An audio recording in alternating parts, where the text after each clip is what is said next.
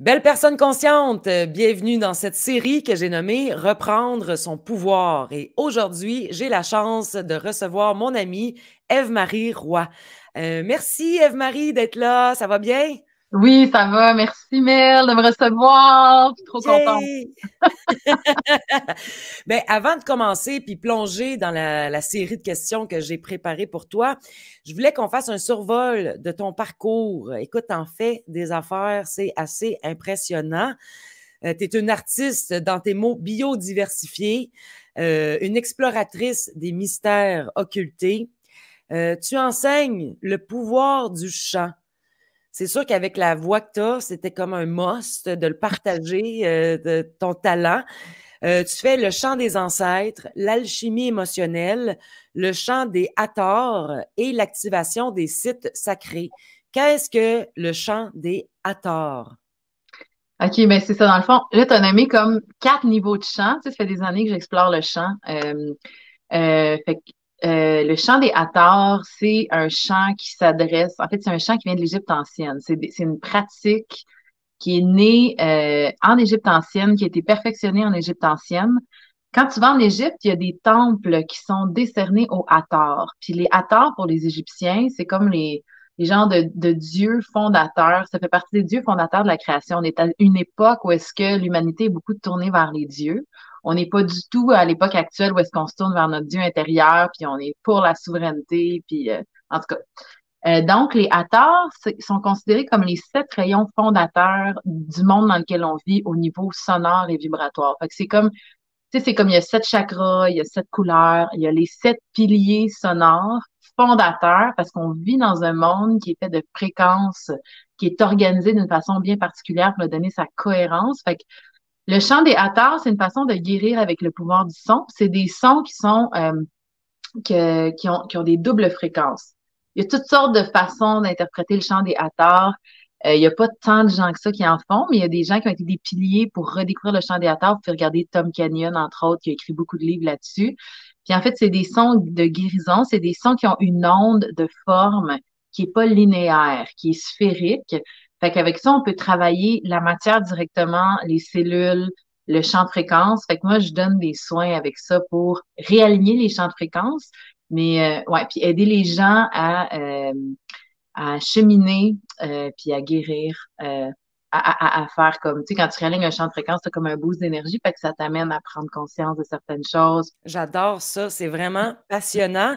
Mais Oui. aussi, parallèlement à ça, tu offres des soins énergétiques, dont la massothérapie, de la guidance intérieure et de tes sonothérapeutes. Est-ce que la sonothérapie, c'est un peu en lien avec ce que tu parles? C'est exactement en lien avec ça, en fait. Les soins que j'offre avec le son, c'est encore le chant des Hathors, qui est vraiment une vieille façon de guérir l'être humain avec le pouvoir du son, mais pas juste le pouvoir du son à travers des instruments, mais vraiment à partir de sa propre voix. Fait que c'est des sons vraiment particuliers. Fait que j'aime bien faire des soins d'alignement des champs de fréquence avec le chant des Hathors, puis je peux, ou tu sais, il y a des gens qui sont plus, tu sais, je peux faire un soin de massothérapie, puis après aller avec le son. Ça, j'aime bien combiner les deux parce que des fois, juste un son de fréquence, tu sais, on est quand même dans un monde qui est très drillé à la 3D, puis on est dans un corps merveilleux. Fait que, tu sais, adresser le corps, puis après, les sons, ils circulent beaucoup mieux dans le corps. Fait que, fais les Ah, deux. Ouais.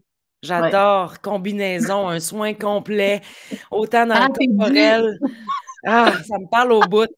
Tu es aussi organisatrice de retraites, conférences, ateliers à travers le monde. Écoute, écoute. Dans plusieurs régions du Québec, tu offres l'histoire occultée sur l'héritage de Marie-Madeleine. Là, en mars, en Estrie, tu vas faire un atelier sur libérer ton champ nature. Et dans le sud de la France, en mai, tu as la retraite L'héritage ésotérique occulté de Marie-Madeleine. C'est le fun de Oui, voyager à travers le monde comme ça pour faire des retraites. oui, oui, oui, inquiète pas, j'ai mes temps morts en esti, par exemple. J'ai l'air d'une superstar avec la bio. Mais oui, j'organise, ça va être ma 8e ou ma 9e édition dans le sud de la France. Moi, j'ai une passion profonde pour ce qui a été occulté, mais surtout pour la dignité de la femme puis la spiritualité au féminin, la souveraineté de l'âme. Puis ça m'a amené il y a 10 ans déjà dans le sud de la France. J'ai passé un hiver là-bas, j'ai rencontré des historiens, puis je me suis mis à me passionner pour l'héritage occulté du christianisme mystique, parce que on nous parle de Jesus, Jesus, Jesus, Jesus, mais tu sais, voir s'il n'y avait pas une femme à côté de lui, Mais voir s'il était oui, castré, genre. Puis, qu'est-ce que c'est l'énergie christique au féminin? Puis, je me prétends pas être un modèle de ça du tout, mais j'ai une passion viscérale pour aller découvrir vraiment qui était Marie-Madeleine, puis pas comme la princesse qui sort de chez Neuchâtel dans un film de Disney World, là, tu sais, pas là l'américanisation de la goddess, là, mais vraiment comme une force archétypale qui est en nous, qui s'éveille, qui nous aide à retrouver notre chemin, à écouter sa voix intérieure, puis à processer ses émotions. Puis tu sais, c'est un éveil qui est partout dans le monde présentement. Fait que moi, je m'en vais dans les... Je passe beaucoup de temps dans le sud. Ben, j'ai passé du temps, j'étais beaucoup de temps dans le sud de la France dans les 10 dernières années, sur les sites, à explorer les sites où est-ce que les premiers chrétiens, le christianisme mystique, la gnose ésotérique, ils se sont réfugiés dans les Pyrénées parce qu'il y avait une inquisition en Palestine, dans ce coin-là, où est-ce qu'on voulait saper les anciens savoirs. Fait qu'ils ont parti des écoles dans le sud de la France, des écoles initiatiques, puis Marie-Madeleine était à la tête de ça. Fait que quand je parle de Marie-Madeleine, je parle pas tant oui, je parle de la grande initiée qu'on a occultée, qui est devenue une pute dans la Bible, mais je parle surtout c'est les qualités du féminin occulté, puis l'aspect ésotérique du féminin occulté, tu sais, l'utérus. Qu'est-ce que c'est l'utérus? Puis notre processus de découverte de nous-mêmes à travers l'intériorité, puis notre capacité de nous élever dans notre intériorité sans dépendre d'une autorité extérieure, comme on nous a tellement drillé à le faire. Fait que elle m'amène à découvrir des lieux extraordinaires. Puis quand on combine ça au pouvoir du rite chanté, il y a des choses absolument magiques qui se passent. tu es aussi organisatrice de manifs. Je pense entre autres à la manif fin 2020 au Parc La Fontaine et celle qu'on a faite ensemble le 20 décembre 2020, Je me souverain. C'était grandiose. Je m'en fais encore parler de cette manif-là qui a marqué les gens. C'était puissant comme manif. Oui, c'était quelque chose. Moi, je me rappelle, j'étais sur l'autoroute, je m'en allais à Val-David, puis là, j'étais comme, hey, je t'avais appelé quelques semaines avant chez le Mel pour faire de quoi? On est en train de sombrer dans l'inertie totale. Puis là, tu m'avais dit, ouais, ouais, OK, attends un peu. Là, puis là, 2, 3 semaines après, tu m'appelles, Ève, on le fait! Je devais partir au Costa Rica, j'étais comme, OK, je vais partir plus tard, faut que je fasse ça avec Mel. Mais c'était quelque chose. C'était braver l'inertie, il se passait plus rien, tout le monde, c'était mort. Mais c'était les menaces étaient tellement puissantes. Je pense que c'est la manif qui ont donné le plus de contraventions. Le Père Noël s'est fait traîner dans le bout. Il y avait la tempête. C'était comme, il y avait quelque chose dans l'air, là, puis il fallait être brave pour se présenter à cette manifestation-là. Puis merci, il y en a des milliers de personnes se sont déplacées, ont marché ensemble. J'en ai des frissons. C'était vraiment une belle manifestation. Une belle synergie, je trouve, qu'on avait ensemble. Puis la force des tambours. Tu étais là, présente dans toutes les manifs avec ta gang à frapper sur des tambours. Cette énergie-là de nos ancêtres, je sais pas, moi, ça me soulevait, là, ça parlait à mon âme. Ben vraiment, puis c'est comme s'il y a une chose qu'ils nous ont interdit, c'est d'être fucking wild. Nos natures sauvages, nos natures indigènes, puis il y a un pouvoir dans le chant, puis dans le tambour qui traverse l'espace et le temps, puis qui nous ramène dans cette liberté profonde, puis cette espèce d'autarcie, genre intérieure, tu sais. Puis pour moi, c'était vraiment important. Ça a été majeur dans ma vie d'amener les tambours dans les marches parce que c'était comme, hey, on est indomptable. C'est clair? Tout ce que vous avez tué avant nous, là, qui est installé ici depuis des milliers d'années, là, ben, ils sont avec nous, genre. Puis comme on leur rend honneur, puis fuck you AI. Excuse-moi. Non, j'adore. Ça résonne au bout. Puis c'est vrai que c'est le même effet que ça m'a fait. C'est exactement ce que tu décris. Sur YouTube, on peut retrouver tes différentes capsules sur l'histoire occultée. Vraiment intéressant. Et tu es aussi auteur, compositeur, interprète, diplômé au piano et à la guitare. 4 albums à ton actif depuis 2011, dont le premier, Nuzantara. écoutez, gang, si vous n'avez pas entendu, je sais que ça fait longtemps puis que c'est pas nécessairement celui-là que tu veux promouvoir, mais moi, Non, je c'est t'ai meilleur. connu avec cet album-là et j'ai eu la chance. On se connaissait pas du tout, puis ça fait des années, bien avant la pandémie, j'étais allée te voir en show. Écoute, mon âme a fait oh mon Dieu, c'est qui cette fille-là? Elle me parle. Tu comprends? Là? J'avais l'impression que tu parlais directement à mon âme. C'est un langage inventé, c'est juste de toute beauté. Après ça, tu as fait Ilium, Desert Sun, Waters of the Soul et bientôt, si ce n'est pas déjà fait, tu es en levée de fonds pour le 5e album, un album bien spécial, si tu veux en parler rapidement. Oui, merci Mel, alors, c'est vraiment cool en tout cas, merci de m'inviter à tes podcasts. Oui, c'est un album sur le processus alchimique, en fait. Parce que, en fait, tu sais, puis pour moi, le processus alchimique, c'est aussi ce que Marie-Madeleine amenait, tu sais. Fait que c'est une façon de rendre honneur à la dignité de la femme qui est beaucoup plus tournée vers sa sensibilité puis son intériorité par nature que l'homme. Puis c'est un album pour rendre hommage à l'alchimie, qui est une science ancestrale qui a toujours tenu les vrais maîtres dans leur colonne puis leur alignement. Fait que je fais un album sur les 4 archétypes du processus alchimique, la Dark Witch, la sorcière noire qu'on a occultée, Ève, qui est Ève, Marie, puis, puis Wow. Roi, c'est mon nom de famille, c'est pour évoquer les éthers. Fait que quand tu as travaillé ta pierre philosophale, tu es rentré dans ton humanité, tu montes dans les stades, puis à un moment donné, tu as accès à la royauté des éthers ou à cet espace de sublimation. Fait que c'est la dernière pièce de mon album, ça va être là-dessus. Je sais pas si je suis la seule, mais j'aime tellement la façon que tu t'exprimes. Ah, Tout merci. ça, c'est poétique, comment tu parles. Fait que si tu permets, on plonge dans la série de questions. Et la première, vu que la série s'appelle Reprendre son pouvoir, je me suis rendu compte qu'il y avait plusieurs façons de concevoir cette phrase-là. Et pour toi, selon ton expérience, tes croyances, qu'est-ce que ça représente? Qu'est-ce que ça veut dire reprendre son pouvoir?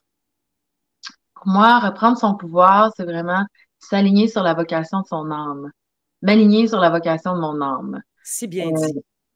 Puis ça passe par un travail d'humilité, de guérison des traumas, de guérison des peurs, mais aussi une reliance à une force souterraine qui est la force, en tout cas, je te parle dans mon langage, là, ce que Oui, j'appellerais la grande mère, là.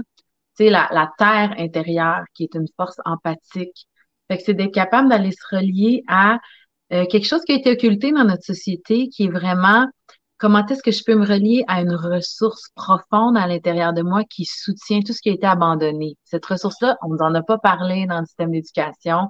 On ben en non. parle dans la croissance personnelle. Tous les gens c'est l'empathie profonde.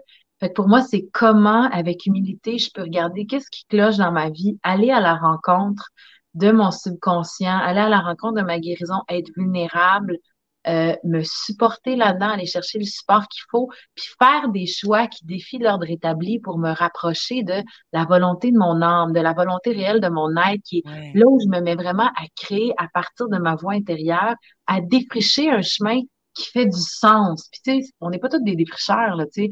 Tu sais, reprendre ton pouvoir, ça peut être faire la job de tes rêves, là, dans une organisation, là, tu sais, 100%. Puis je dirais aussi, c'est vraiment d'être capable d'ouvrir son cœur euh, là où on a peur de l'ouvrir, tu sais, dans une façon vraiment plus comme ABC, là, dans mon humanité, comment est-ce que je peux me mettre dans des situations où est-ce que j'aurais gardé mon cœur fermé d'habitude, puis me mettre au défi de garder mon cœur ouvert. Puis pour moi, c'est vraiment le sentier vers reprendre son pouvoir. C'est parce que j'allais te demander justement dans le concret au quotidien, comment on Mm. fait ça d'aller à la rencontre de sa guérison? Fait que tu parles d'ouvrir son cœur ou est-ce qu'on aurait tendance à vouloir le garder fermé Ouais, parce qu'on a été blessé ouais, ou pour X raison, d'oser exactement. ouvrir ça? Oser. Mmh. Oui, puis oser. Je trouve aussi que dans notre société nord-américaine, reprendre son pouvoir, c'est beaucoup aussi parce qu'on a tellement été condensé dans notre tête, puis formaté à s'identifier à nos pensées, puis penser qu'il y a juste notre tête qui peut gérer la 3D, là. Il y a juste notre tête qui peut gérer notre réalité. Puis c'est comme, j'ai des désirs, j'ai un appel qui dépasse l'entendement de ma tête. Tellement. Ma tête, elle peut pas tout contrôler, ma tête, elle peut pas tout gérer. Puis comment je peux me tourner à ce désir-là, puis faire des choix qui peuvent paraître chaotiques ou vertigineux, m'abandonner à ça et faire confiance que la vie puis le grand tout est beaucoup plus grand que l'identité dans laquelle je me suis fait conditionner. Wow. Puis laisser ça me porter. Mais je pense que ça vient beaucoup avec oser l'inconfort aussi, hein. Pas oser l'inconfort en allant se crisser dans des situations pas d'allure, mais oser l'inconfort en écoutant ses rêves, en écoutant la voix de son âme, en écoutant ses désirs, puis se laisser transporter. Puis c'est là qu'on sort de nos conditionnements, puis qu'on se rend compte quelque chose de vraiment plus grand qui nous supporte, auquel on n'a pas été drillé dans le système d'éducation, mais qui est une partie inhérente de l'humanité et tellement fondamentale. Ah oui. Imagine-tu si on enseignait ce pouvoir, qu'on a des neurones et dans le ventre et dans le cœur, tout aussi puissantes que celles qu'on a dans le cerveau. Si on enseignait ça aux petits-enfants, quel genre de future société on aurait accès, ça serait... On serait pas en train de leur dire, tu vas pas bien, deviens un sexe opposé, on va se charger de ta biologie. C'est vrai, hein? On l'a comme échappé en chemin, celle-là. C'est tellement bien résumé de reprendre son pouvoir. Je me demandais, pour avoir accès à ce courage-là de suivre nos rêves, parce qu'il n'y a rien de facile nécessairement. C'est beau comment tu te décris, mais il y a des difficultés qui viennent avec suivre ses rêves, il y a des creux, c'est pas une ligne droite. Est-ce que tu appliques une routine dans ta vie qui t'aide à garder le focus, à aller de l'avant? Oui, moi, c'est vraiment la nature, en fait, là. Ben, la nature et mes relations d'amitié. OK. Mais oui, moi, en fait, moi, je me fixe des objectifs. En fait, j'écoute toujours. Je suis toujours à l'écoute de qu'est-ce qui veut naître. C'est quoi ma prochaine étape? Puis là, je reçois j'ai les visions. Moi, je vais monter la montagne pratiquement à tous les jours. J'habite dans un village dans les cantons de l'Est, puis j'ai accès à 22 000 acres de sentiers dans la forêt. Fait que moi, je me relie énormément à la nature, puis je fais du cardio pour me connecter à la fréquence, pour garder mon taux vibratoire élevé. Moi, c'est vraiment, en étant au Québec, c'est ça qui me tient en vie, mais j'ai tendance dans la vie à vivre très près des sites sacrés. Si je suis pas ici, à côté de cette montagne extraordinaire qui est mon temple, je m'en vais toujours dans les endroits dans le monde qui vibrent très fort. J'aime garder mes vibrations élevées à ce niveau-là, mais aussi mes amitiés sont très, très importantes. J'ai pas d'amoureux dans ma vie pour le moment. Fait que de vraiment de me garder des temps toujours pour pondérer mes sprints de travail avec des relations vraiment supportantes. Hmm. Ouais. Puis des moments d'abandon. Tu sais, j'aime ça aller danser, je vais me laisser. Je me donne des moments où je peux complètement être moi-même à 100%.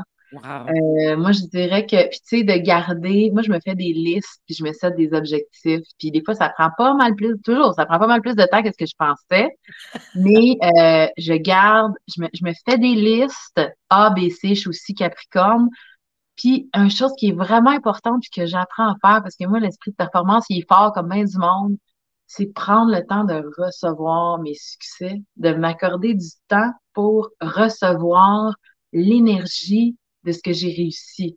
Ça, c'est vraiment important parce qu'on a tendance à, tu sais, moi, je sais pas pour toi, Mel, mais je peux être un peu une boulimique de performance, là. Tu sais, c'est comme s'il n'y en a jamais assez. Ça, c'est un programme, là, tu sais, qui est à l'intérieur Oui. de moi, qui vient d'une blessure, d'abandon.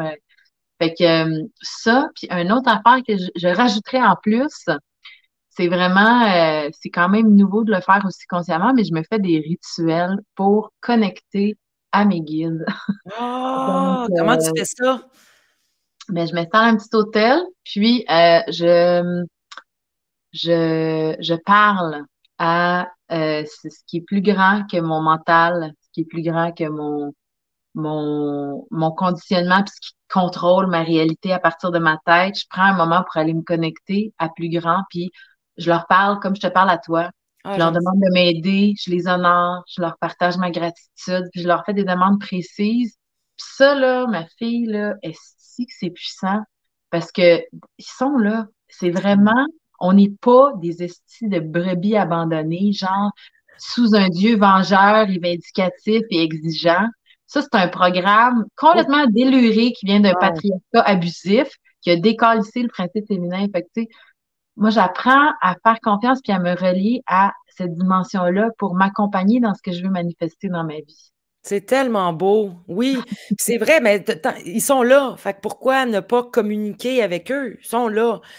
Oui, puis d'accepter qu'ils sont là, c'est comme aussi d'accepter de recevoir quelque chose qui nous dépasse, puis c'est contrer le sentiment d'abandon, de genre, oh, on est des brebis abandonnées, il faut qu'on se repente, puis on est des pêcheurs. Tu sais, ce programme-là, il est quand même là. On le pense pas dans notre tête, mais c'est combien de générations en arrière de Oui. nous qu'on a acculé, genre après les génocides de l'Inquisition. Fait que c'est comme, pour moi, c'est comme une façon de sacraliser la manifestation que d'aller me connecter à ces êtres-là, ces intelligences-là qui sont là, puis de leur laisser de la place dans ma vie de plus en plus. Je trouve que ça fait une grosse différence. Ben vraiment, c'est tellement inspirant. Puis c'est vrai qu'on doit prendre le temps, tu sais, même si c'est juste 5 minutes, 10 minutes, pas obligé de passer 3 heures assis en lotus pour pouvoir communiquer avec ses guides.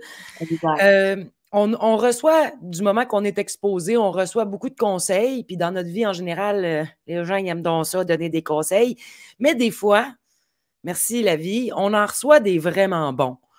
Toi, tu dirais que c'est quoi le meilleur conseil que tu as reçu qui a eu un impact sur toi? Et c'est fou parce que c'est une phrase dans un livre.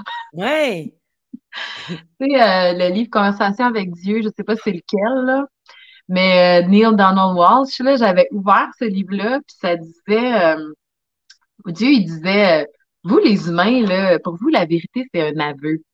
Mais il dit, c'est complètement ridicule. La vérité mérite d'être célébrée. Puis pour ça, il faut que tu t'entraînes à dire ta vérité. Au début, c'est un aveu parce qu'elle est occultée, puis c'est donc mal de dire ta vérité, puis c'est des vieux programmes. Mais plus tu laisses ta vérité être vivante dans ta vie, plus elle prend sa place, puis plus elle se rapproche de la fréquence de la vérité. Puis la vérité, c'est une célébration. La yes. vérité, il n'y a rien de plus fucking high que ça. Puis au début, on rame parce qu'il faut qu'on rame à travers tout ce qui nous empêchait d'être dans la vérité collectivement puis individuellement. Puis il y a de la culpabilité, il y a de la honte, il y a plein d'affaires, mais plus on habite la fréquence de la vérité, plus elle grandit en nous, plus on se libère, puis plus on vit une vie qui goûte vraiment la liberté. Puis moi, ça a été le plus grand conseil que j'ai eu. C'est fou, hein? Ben, c'est tellement vrai comme Ouais. conseil aussi. Puis ça nous permet de se rapprocher de notre authenticité, puis de qui on est vraiment, donc d'attirer des gens qui nous conviennent, puis de créer une Fuck vie qui yes. fait du sens. Oui. C'est Tu sais, tout c'est ensemble. moi, là, c'est beau ce que je raconte depuis tantôt, mais j'ai plein de défis dans la vie, là, tu sais. Ben, Fait je que pense tous du ces moment qu'on années est finies. éveillé, qu'on est conscient, Exact. on est aussi conscient des défis qu'on a à relever, À là, tu sais. relever. Exactement. Oui, oui, oui. Ouais. Ouais. Il y a sûrement plein de gens qui t'ont influencé dans la vie, positivement, mais est-ce qu'il y a quelqu'un en particulier, qui soit mort ou vivant, qui a eu une belle influence sur toi? Ben, il y en a eu beaucoup, mais je te dirais qu'en général, ben, en fait, ok, il y en a eu beaucoup, là, rapidement comme ça, là. Euh, j'ai eu une mentor qui est extraordinaire au niveau de l'histoire occultée, qui a changé ma vie quand elle est décédée il y a 2 ans et demi, mais elle, ça a été vraiment majeur. Anneke Corman, déjà, d'ailleurs, elle a écrit un livre dans lequel je suis une héros. Un livre. Non! Wow! Oui, ça s'appelle The Ringing Rocks of Atlantis. C'est sur la relation entre le pouvoir du chant, la grille planétaire, les roches résonantes. Ça a été une mentor dans ma vie. Je dirais, Mel, que toi, tu as été une bonne mentor dans ma vie. Tu es quelqu'un que j'ai beaucoup admiré. Non, c'est vrai. Toi, Amélie, Julie, est-ce que femme de feu que genre, mon Dieu, que c'est puissant d'avoir des amis de même. Pincez-moi, je rêve. Des femmes qui se tiennent debout à contre-courant puis qui ont des fucking balls. Ben, Ouais, qui se ressemblent, ça semble. On est vraiment un beau quatuor, les 4 ouais, ensemble, là. vraiment. Ouais. Vraiment. Ouais, ouais. Euh, puis plus récemment, moi, j'aime beaucoup Anaïs Barbeau-Lavalette dans ce qu'elle écrit. Je trouve ça extrêmement puissant dans la sensualité dans laquelle elle écrit, puis il y a une qualité d'être puis d'âme dans ce qu'elle fait, dans son œuvre littéraire qui me jette à terre. Fait que salutations à Anaïs ici. Mais je te dirais que dernièrement, là, moi, je crush sur j'ai des personnes que j'admire au fil du temps, dépendamment de où j'en suis dans mon cheminement.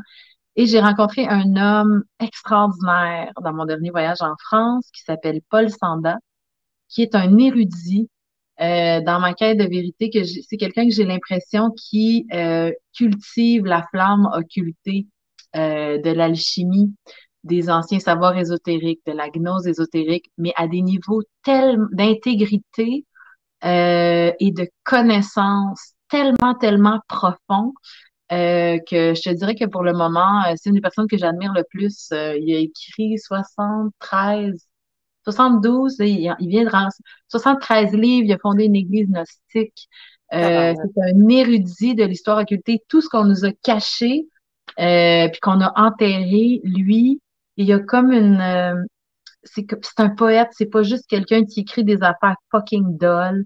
C'est le fondateur d'une église, c'est un alchimiste. Il amène ça aussi vraiment dans l'humanité. Puis c'est ça pour moi le grand défi des gens qui ont une tête, qui comprennent les choses, c'est comment on peut intégrer ça dans le vivant. Puis ça, c'est quelqu'un que j'admire profondément et que j'ai extrêmement hâte d'aller interviewer au printemps. Je vais aller faire des podcasts avec lui dans le sud de la France sur le Graal, le vrai héritage des Templiers, l'alchimie, l'histoire de la Terre Sainte, la vraie histoire de la Terre Sainte. Fait que, Hey, c'est intéressant. Ça s'en vient, là. C'est une série qui ouais, s'en vient. ouais. Merveilleux. Wow, wow, wow. Écoute, tu connais du monde spéciaux, hein, on va se le dire. C'est des gens uniques. C'est Hey, vraiment vraiment. inspirant. Est-ce qu'il y a dans ta vie une croyance aidante sur laquelle tu t'appuies ou une affirmation positive que tu répètes, un genre de mantra ou peu importe comment tu veux le formuler? Ben, moi, je te dirais que présentement dans ma vie, c'est le mantra que je mets sur mon fridge, là, c'est je suis supportée par la vie. Parce que honnêtement, moi, malgré bon, c'est ça. Moi, je suis quelqu'un qui a quand même vécu un grand sentiment d'abandon dans ma vie. Puis je trouve ça quand même intense de défricher, tu sais, comme on est du monde on est des rebelles un peu, on veut pas marcher les sentiers battus. Fait que ça demande beaucoup de concentration, beaucoup de temps seul à monter des projets. Tu comprends, Amel, toi, t'es Yes. de même, t'es une self-made woman, I know it. Puis c'est ça tu fais une grande différence à cause de ça dans le monde puis dans la conscience, mais c'est de me rappeler que je suis supportée par la vie. Et j'ajouterais à ça aussi,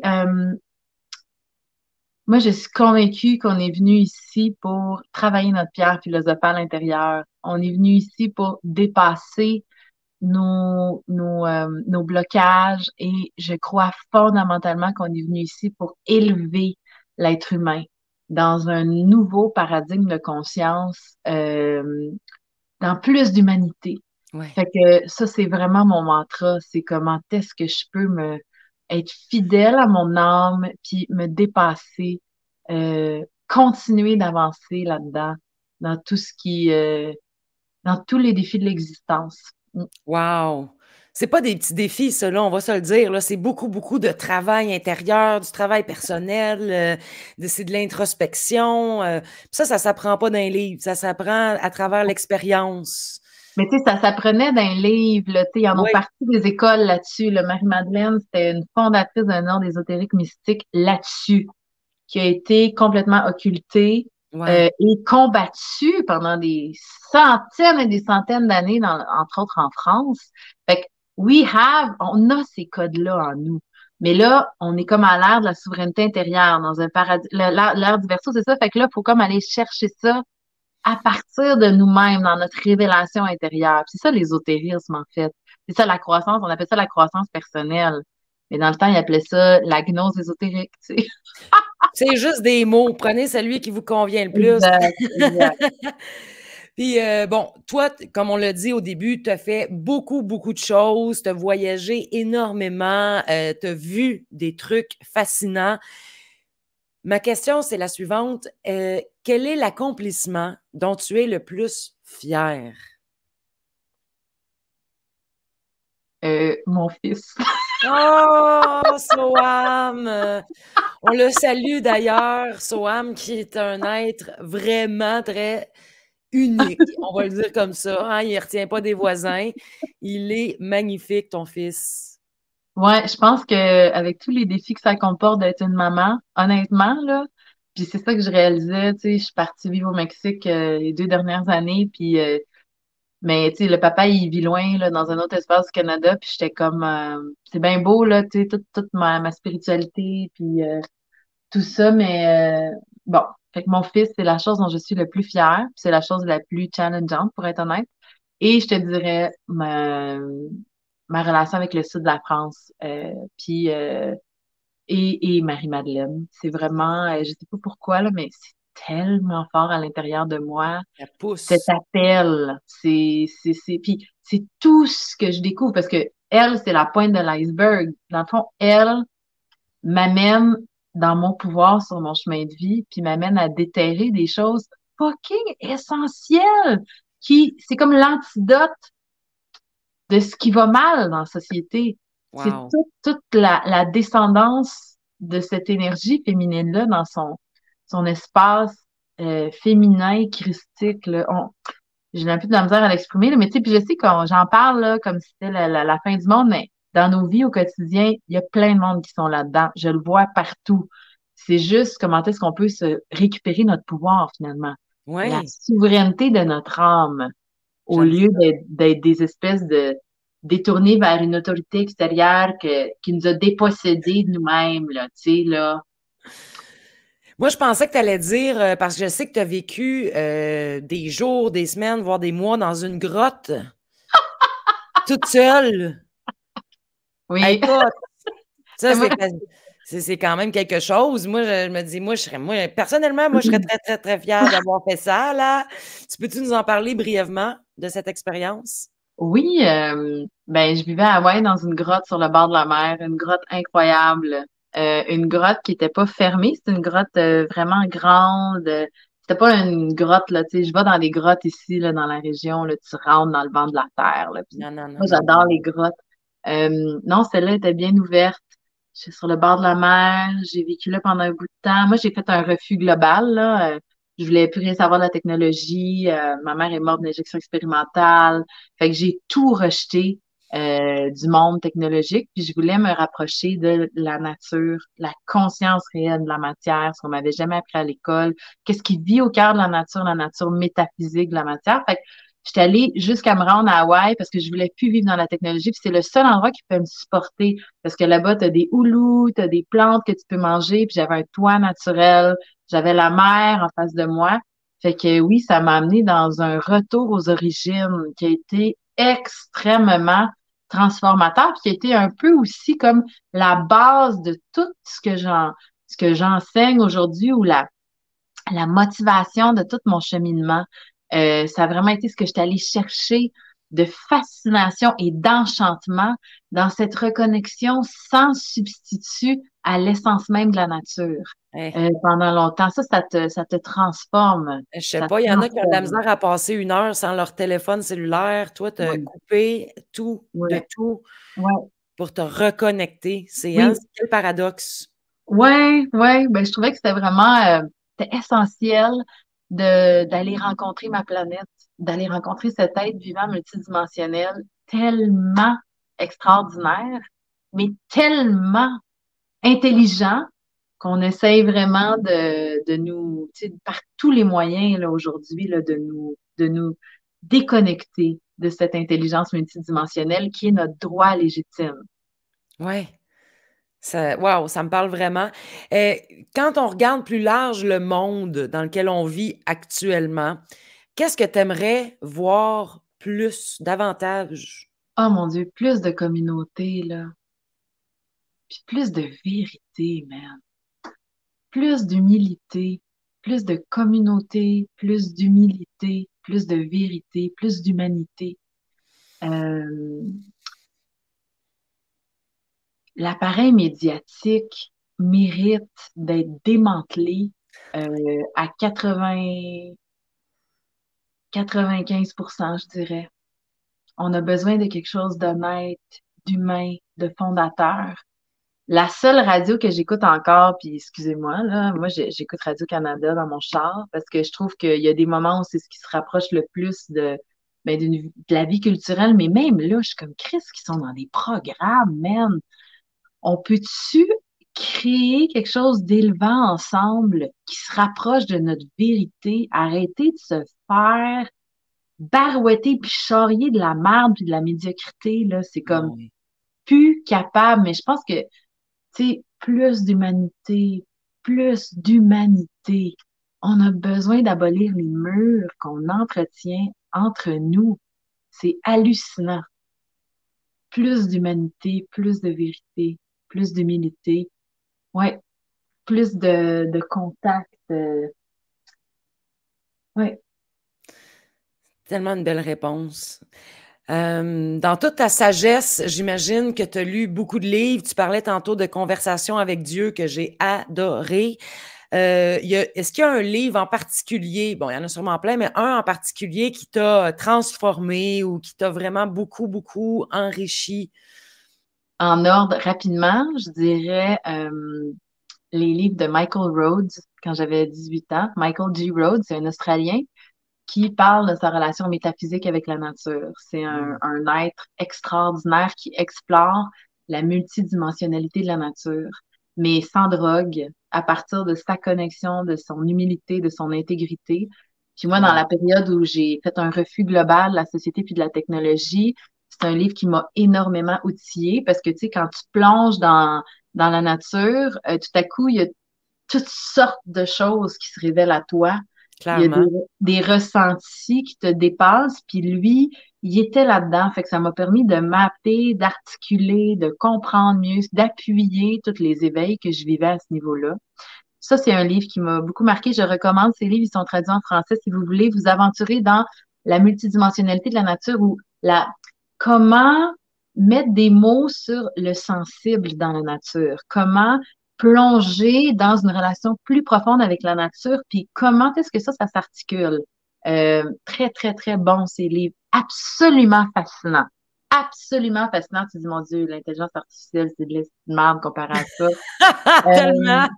Ouf. fait que, les livres de Michael Rhodes, Le prophète de Khalil Gibran, un livre comme culte. Puis c'est un petit Euh, livre en plus à lire, ça se les lit livres. super ben, vite, puis en même temps tellement intégré, tu sais. Fait Ah, que c'est pas un concours de mais vitesse non plus, mais c'est poétique, on va se le dire, là. extraordinaire, rempli d'humanité, puis c'est cette union entre l'âme et l'esprit dans le livre l'esprit passe à travers l'humanité dans une perfection, c'est extraordinaire.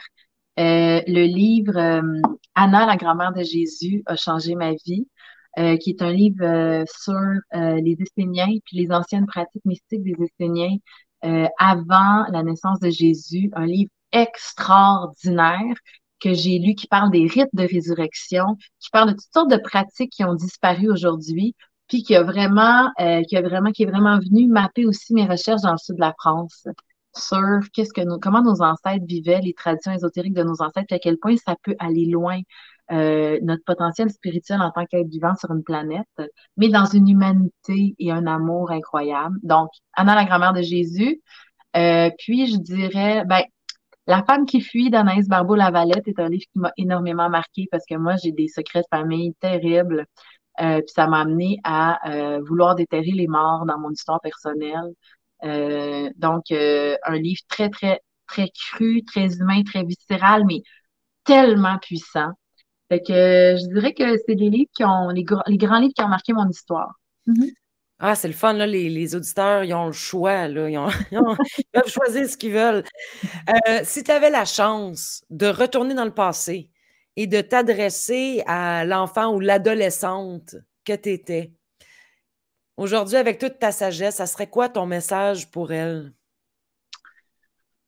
Oh my God! Ma chérie! Et boy!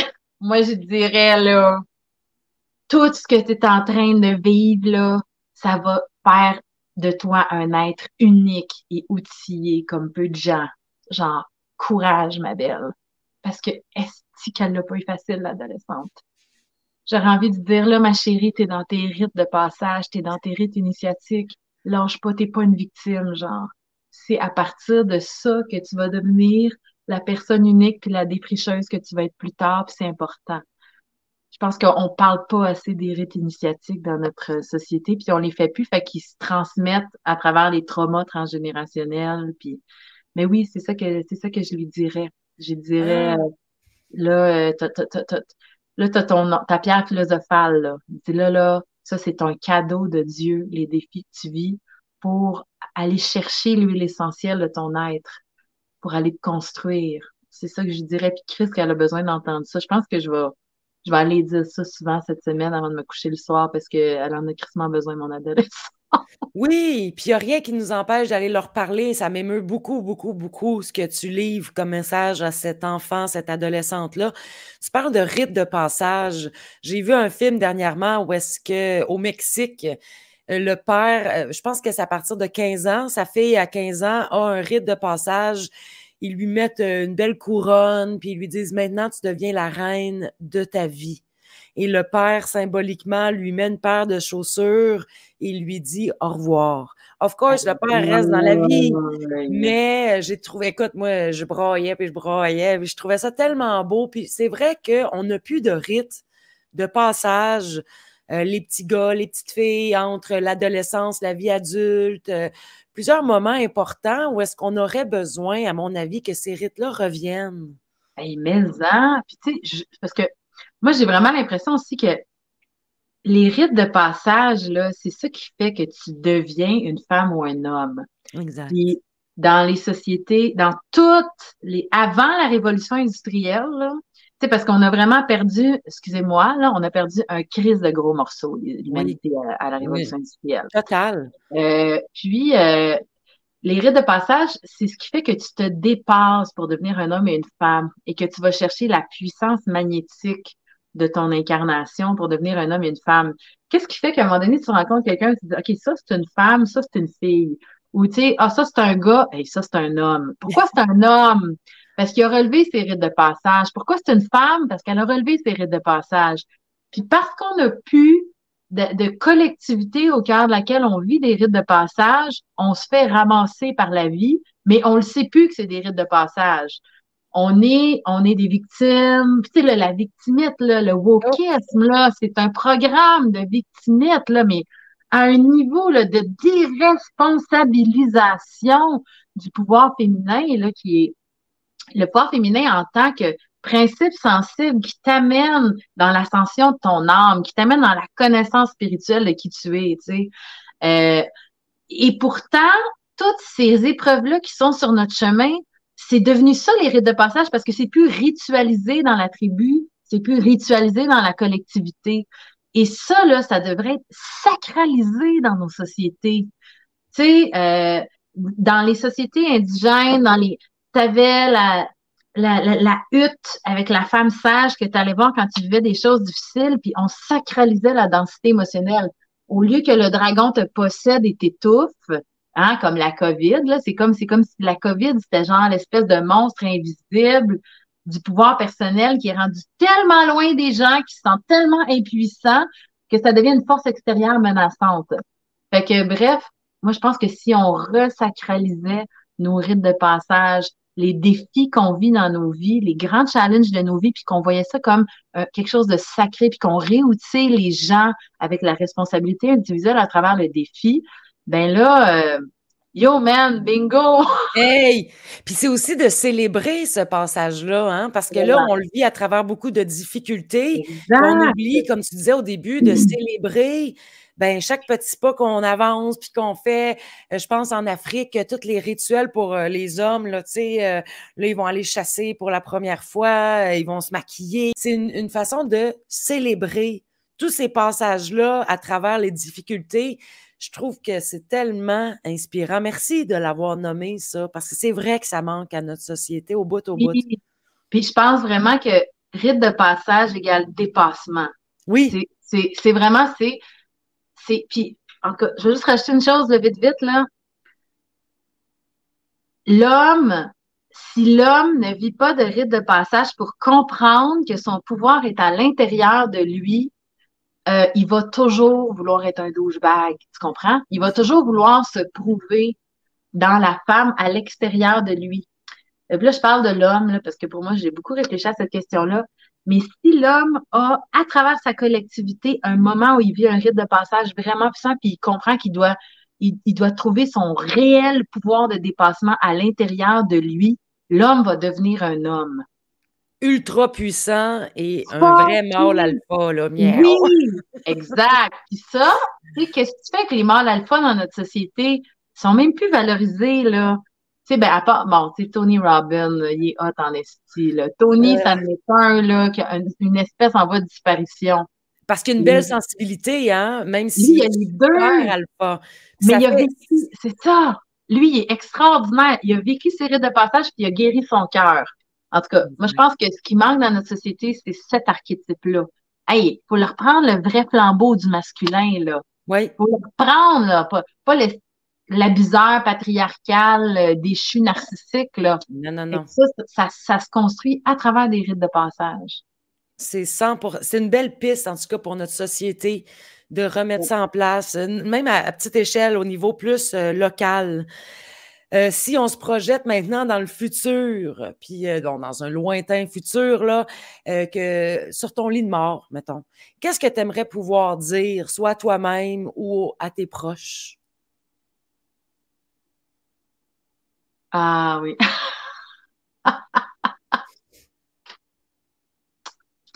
Ce que j'aimerais pouvoir dire, là, ça ressemble à ça, OK? Parce que moi, j'ai accompagné ma mère dans la mort quand j'avais 16 ans. Fait que ma mère est morte à côté de moi. J'y tenais la main.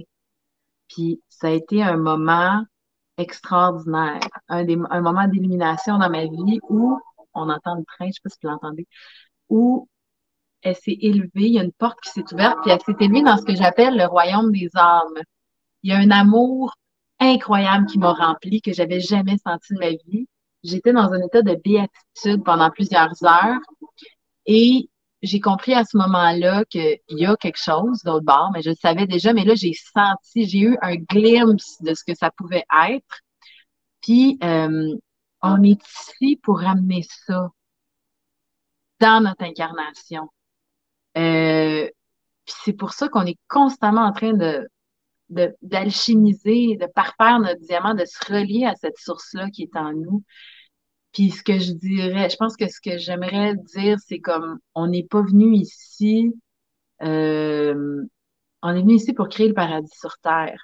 Puis c'est un long processus parce qu'il y en a en esti de la shit à transmuter.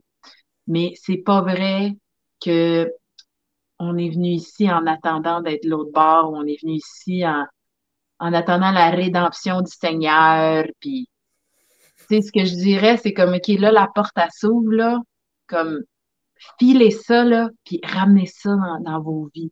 Si j'étais sur mon lit de mort, entouré de mes proches, là, c'est ça que je leur dirais. Là, la porte, elle s'ouvre, là, sentez tout ça, là, puis utilisez-le, genre. Utilisez-le dans vos vies pour transformer qui vous êtes. Comment est-ce que je peux me relier à cette source-là pour transformer la réalité, Wow. puis la parfaire.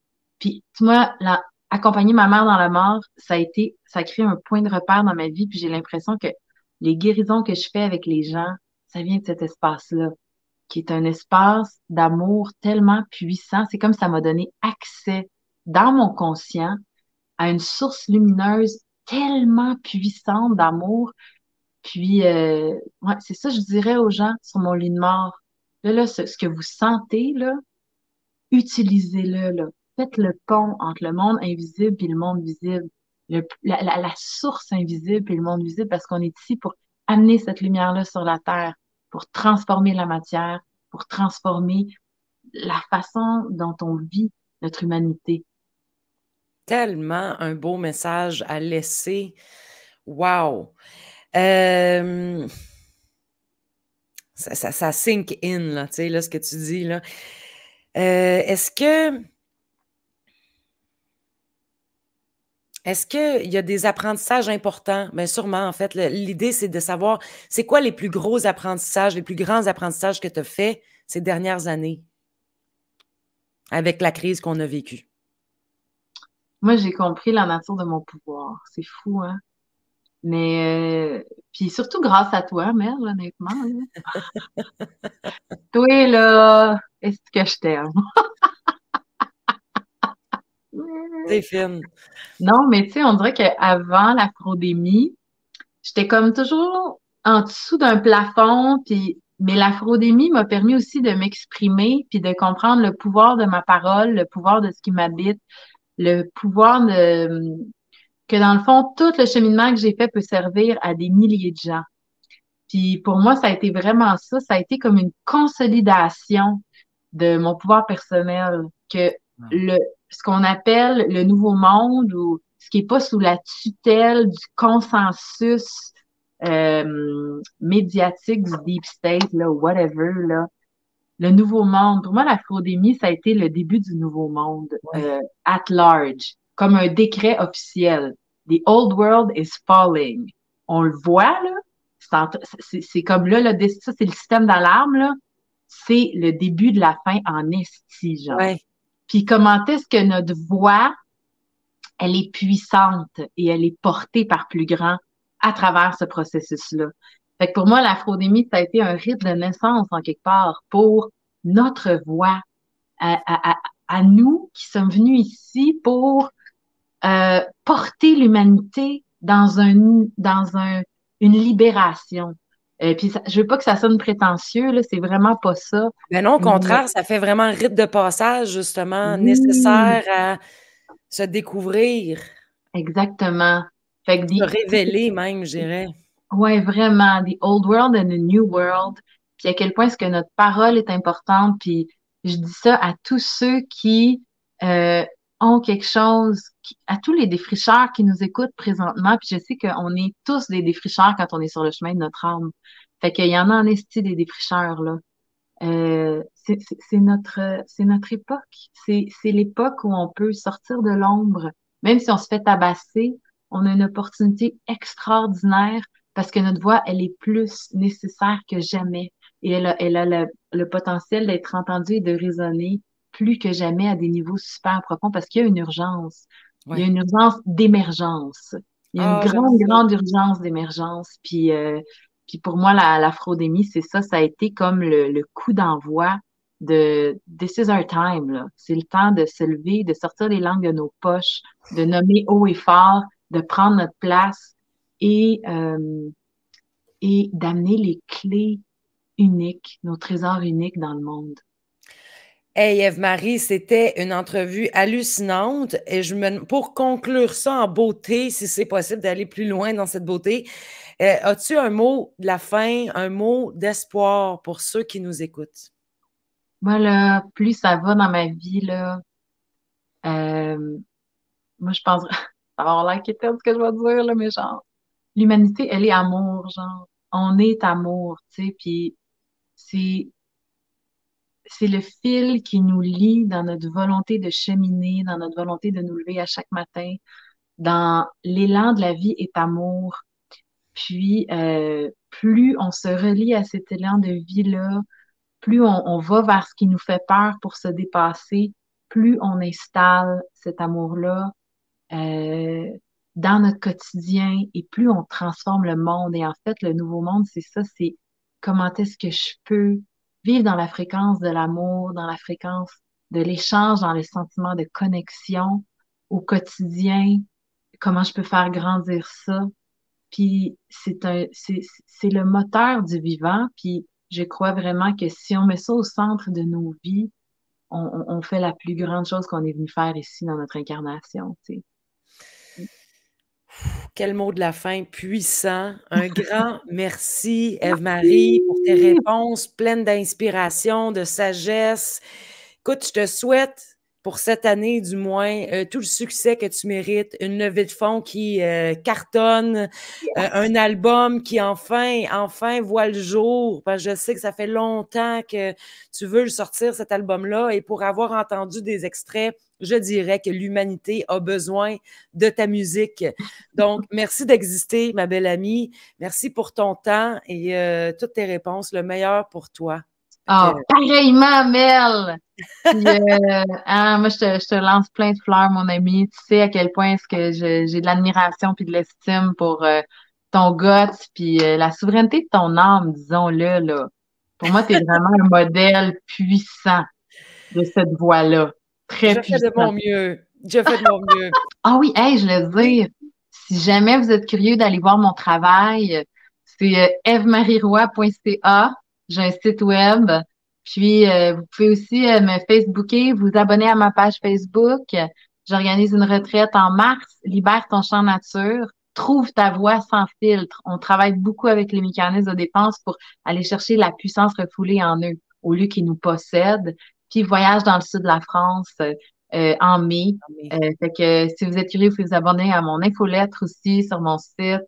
Evmarieroy.ca. Oui. Yes. Et Eve-Marie Roy sur Facebook, vous pouvez me follower maintenant. Ça coûte rien, ça, de s'abonner. Yes. Merci, Mel, je t'adore! Yeah, moi aussi! Bye!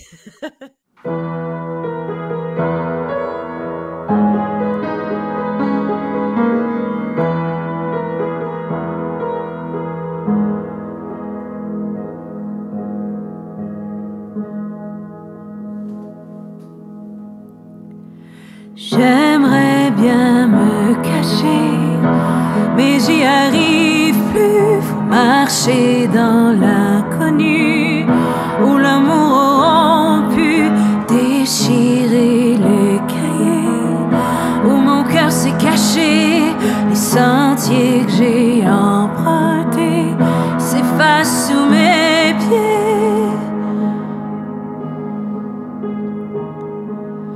Qu'avec ou sans masque, mon visage est nu, comme la beauté du monde nu, comme la rivière est profonde nue, dans la maladresse d'aimer nu, comme la blessure est profonde. Lorsque mon cœur vagabonde, comme un voleur qui tombe dans l'humilité féconde, dans le mystère du monde, comme le berceau et la tombe.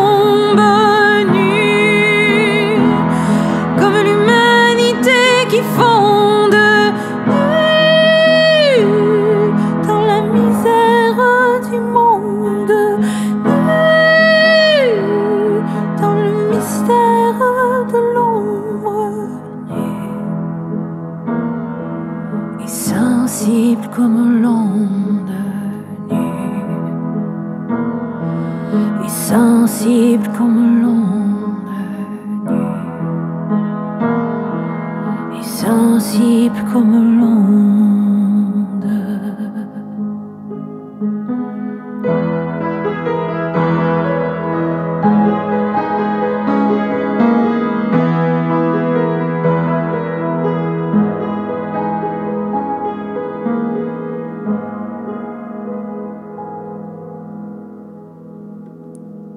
Parce qu'avec ou sans masque, ton visage est